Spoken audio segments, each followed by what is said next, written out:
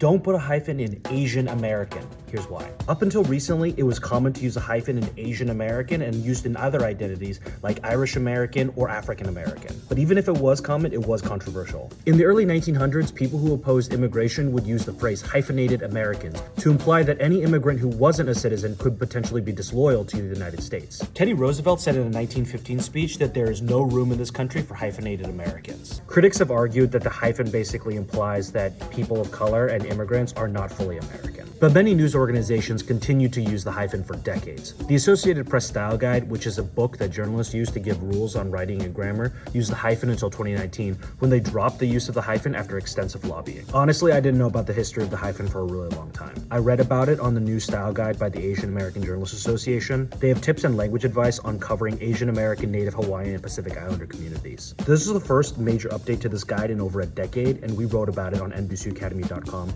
Link in the bio.